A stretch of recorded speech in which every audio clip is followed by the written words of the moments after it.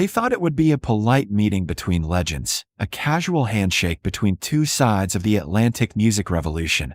But when Bob Dylan walked into the Beatles' London hotel room in 1964, something happened that none of them were prepared for. Something that would quietly reshape the sound of modern music and haunt them for the rest of their careers.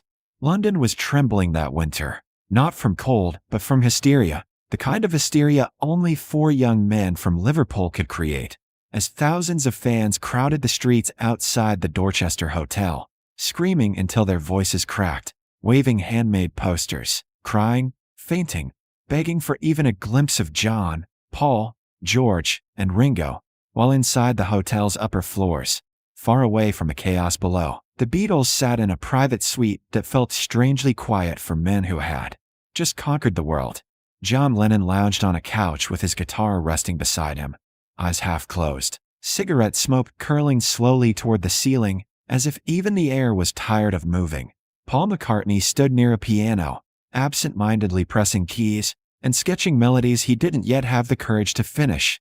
George Harrison stared out the window at the mass of fans below with an expression that was part pride and part unease. And Ringo Starr flipped drumsticks between his fingers, pretending not to. Notice how silence felt heavier than applause. They had played another sold-out show, another night of deafening screams, another performance where the music itself seemed secondary to the myth surrounding them. And for the first time, none of them felt like celebrating. Then came the knock.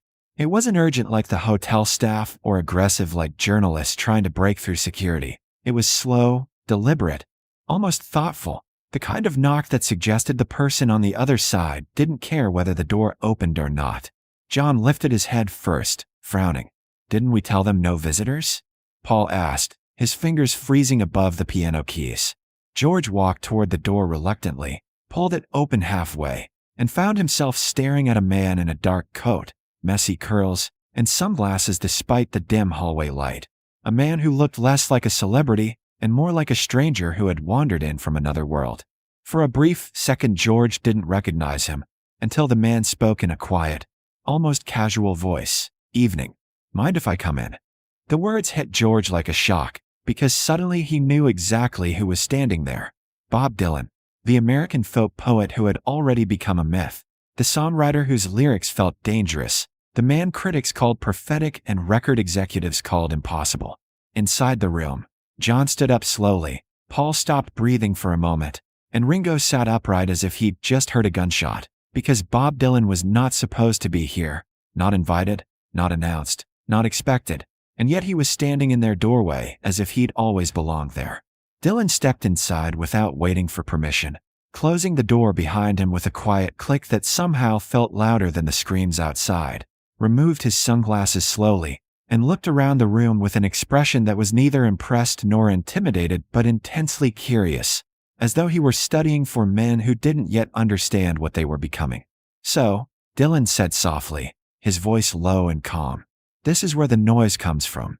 John gave a crooked smile, half amused, half defensive. "We try to keep it down," he said, but Dylan didn't laugh. He walked further into the room, hands in his coat pockets, eyes moving from guitar to piano to lyric sheets scattered across the table, absorbing everything without saying much. While Paul felt an unfamiliar tightness in his chest, George felt a strange sense of exposure, and Ringo felt like something invisible had just entered the room. Dylan finally sat down across from them, leaning forward slightly, his gaze steady. "Funny thing about fame," he said, almost to himself. "It's loud on the outside and quiet on the inside." Nobody answered, because the words felt too close to the truth. Outside, the fans screamed louder as if they could sense something important happening upstairs. But inside the room the atmosphere shifted, as if the air itself had changed density, because Dylan wasn't there to congratulate them or praise them or take photographs. He was there to look at them the way no one else had dared to look at them since they became famous, not as idols, not as products, not as heroes, but as young men standing at the edge of something they didn't yet understand. John watched Dylan closely, trying to read him, but Dylan gave nothing away. Paul felt an urge to say something clever, but couldn't find the words. George felt a quiet fear he didn't want to admit. Ringo wondered why the room suddenly felt smaller. Dylan leaned back slightly and spoke again, his voice calm but penetrating. You ever wonder, he said, what happens when the world decides who you are before you figure it out yourself? The question hung in the air like smoke, and for a moment nobody knew how to answer it, because in that instant, they realized that Bob Dylan hadn't come to meet the Beatles. He had come to confront them, and whatever was about to happen next was not going to be comfortable, not going to be polite, and definitely not going to be forgotten. The room didn't feel like a hotel suite anymore. It felt like a courtroom where nobody knew who was on trial. Outside, London screamed for the Beatles, but inside, Bob Dylan's quiet presence made silence feel dangerous. John Lennon broke it first, forcing a laugh that sounded thinner than usual. You always show up like this? He asked. Dylan tilted his head slightly, as if considering whether the question deserved an answer. Only when something interesting is happening, he said. Paul watched Dylan closely, trying to decode him the way one studies a puzzle that refuses to reveal its edges, while George felt a strange mix of admiration and unease. And Ringo sensed that this wasn't going to be another celebrity encounter that could be laughed off later. Dylan's eyes drifted to the piano, then to the guitars, then to the handwritten lyrics scattered across the table. You write fast, he said quietly. Paul shrugged. You have to. The world doesn't wait. Dylan nodded slowly. No, he said, but it listens when it wants to. John leaned forward.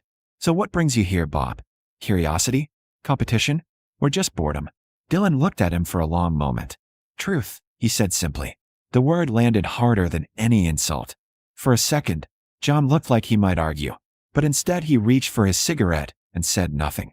Dylan stood up and walked toward the piano, running his fingers lightly across the keys without playing anything, as if testing whether the instrument had a soul. You know what people say about you? He asked without turning around. Paul hesitated. Depends who you ask. Dylan smiled faintly. They say you're perfect. Safe. Polished. They say you make people feel good. George stiffened slightly. John raised an eyebrow. That's supposed to be bad? Dylan turned slowly to face them. Not bad, he said. Just dangerous. The word lingered in the air. Ringo laughed nervously. Dangerous? We're a pop band, not revolutionaries. Dylan looked at him gently, almost kindly. That's what revolutions always look like at the beginning, he said. Then, without asking, Dylan picked up George's acoustic guitar, sat down, and adjusted the tuning with quick, practiced movements. Nobody stopped him. Nobody spoke. When Dylan began to play, the melody was simple but haunting, stripped of charm and polish, built on something raw and restless. His voice came in low and rough, not pretty, not trained, but honest in a way that felt almost uncomfortable. He sang about loneliness in crowded rooms, about voices louder than thoughts, about losing yourself while the world applauds. The lyrics didn't rhyme perfectly. The melody wasn't catchy, but every word felt like it was aimed directly at them. Paul felt his chest tighten as if someone had reached inside him and pressed on something he didn't know existed. George stared at Dylan's hands, realizing that the music he was hearing wasn't designed to please, it was designed to survive. John stopped pretending to be amused. Ringo stopped smiling. When Dylan finished, he let the final chord fade naturally, not looking up immediately, as if he were waiting for the room to catch up with him. The silence that followed was heavier than applause.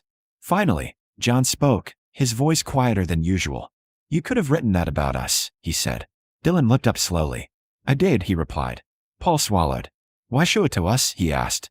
Dylan leaned back in his chair, eyes steady. Because you're standing on a line most artists never see, he said. On one side, you keep giving people what they expect. On the other, you start telling them what they didn't know they needed to hear. George felt a chill. And what happens if we choose the second side? Dylan smiled faintly. You lose control, he said. But you gain something else. John stared at him. What? Dylan's voice dropped slightly. Yourself. The words felt too big for the room. Outside, the fans continued screaming, unaware that inside, for young men were quietly realizing that the songs they had written so far might only be the beginning, and that everything after tonight could be different. Dylan stood up, handed the guitar back to George, and walked toward the door slowly, as if he were leaving behind more than just a conversation. Before opening it, he turned around once more. Just remember, he said softly, fame makes you louder, but truth makes you dangerous. Then he stepped into the hallway and disappeared, leaving the Beatles alone with a silence that no amount of screaming fans could ever fill again. The door closed softly behind Bob Dylan, but the echo of his words stayed in the room long after his footsteps faded down the hallway. For a while, none of the Beatles moved. The city outside kept screaming their names, but inside the suite, something had shifted so quietly that it felt unreal, like a crack forming in glass that wouldn't be visible until it finally shattered. Paul sat back at the piano, his fingers hovering above the keys, not playing the melodies that had made millions of people fall in love with them, but searching for something darker, deeper, something that didn't exist an hour ago. George held his guitar differently now, as if it were no longer just an instrument, but a question he didn't know how to answer. Ringo stared at the ceiling, thinking about how strange it was that four boys from Liverpool could make the world scream, yet feel so exposed after a single conversation. And John Lennon, quiet for once, stood by the window watching the crowd below, realizing that fame had given them everything except clarity. "He's right," John finally said, his voice low and thoughtful. Nobody asked who he meant. They already knew. That night, nothing dramatic happened. There was no public announcement, no headlines, no photographs of Bob Dylan leaving the hotel. History didn't record the moment, but something invisible had begun. In the months that followed, the Beatles' music started to change. Their lyrics grew sharper. Their melodies grew riskier. Their songs stopped being just love stories and started becoming reflections of confusion, identity, and doubt. Critics would later debate what caused the transformation: America, fame, drugs, politics. But few knew about the quiet meeting in a London hotel room where Bob Dylan had walked in uninvited and forced them to confront a truth they had never dared to face. Years later, John Lennon would say in an interview, half joking but half serious, "The day Dylan walked into our room was the day we realized we couldn't hide behind pretty songs forever." Paul would call it the moment they grew up as artists. George would say it felt like someone had opened a door he didn't know existed. And Ringo would simply say, "After that night, we never wrote music the same way again." Bob Dylan never spoke publicly about the meeting. To him, it was just another conversation, another night, another moment that didn't need explaining. But for the Beatles, it became something else entirely, a quiet turning point, a whispered challenge, a reminder that real music wasn't about pleasing the world, but about telling the truth, even when the truth was uncomfortable. The fans outside the Dorchester that night never knew what had happened upstairs. They only knew the Beatles as louder, brighter, bigger than life. But in a silent hotel room in 1964, for young men had realized something far more dangerous than fame, that the world didn't need them to be perfect, it needed them to be honest. And once that realization took hold, there was no going back.